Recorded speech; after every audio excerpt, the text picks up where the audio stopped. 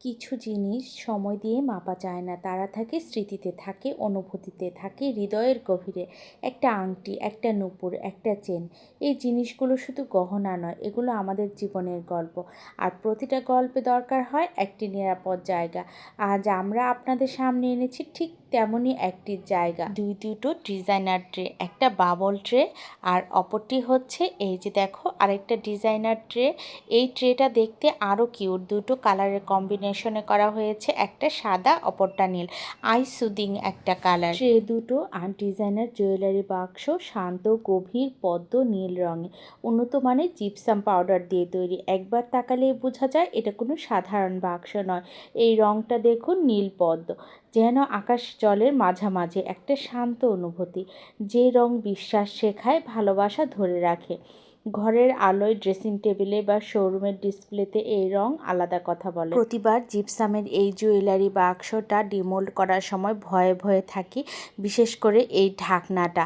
এটা মানে ডিমোল্ড করার সময় প্রতিবার ভেঙে যাবেই যাবে, এতবার শিখলাম আর এত সাবধানে করি, তারপরও এই অকাজটা ঘটে যায়। তাই এটা ডিমোল্ড করার সময় সবসময় অনেক ভয় থাকে।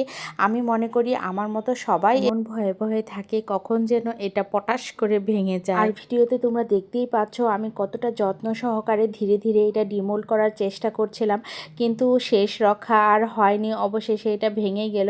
আচ্ছা যাক, ব্যাপার না, এটাও দিয়েই অন্যরকম একটা ডিজাইন করে ফেলবো।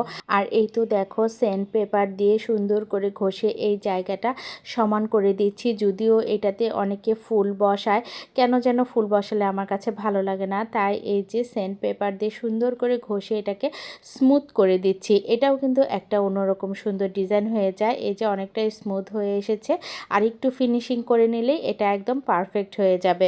এই জুয়েলারি বাক্সটা শুধু জিনিস রাখে না, এটা ধরে রাখে একটা মায়ের হাসি, একটা স্ত্রীর আবেগ, একটা মেয়ের স্বপ্ন। ড্রেসিং টেবিলের উপরে রাখা এই বক্সটা একদিন আপনার মেয়েও খুলবে আর বলবে এটা আমার মায়ের। এই যে তারপর দেখো লাভ শেপের এই জিপসামের তৈরি ট্রেটা, এটা ডিমোল্ড করতে চলে এসেছি। এটাও অনেকটা যত্ন সহকারে ডিমোল্ড করছি। প্রতিটা জিনিসই আসলে যত্ন সহকারে ডিমোল্ড করতে হয়।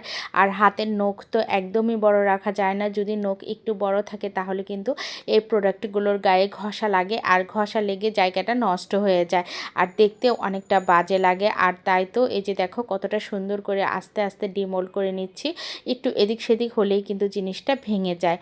এই যে লাভ শেপের ট্রেটা কতটা সুন্দর লাগছে তাই না, দুইটা কালার শেডে করা হয়েছে, একটা নীল আর একটা সাদা, দুটোই কিন্তু আই সুদিং একটা কালার। এই যে তারপর পদ্মটা হাতে নিয়ে নিলাম, এই পদ্মটাও ডিমোল্ড করছি।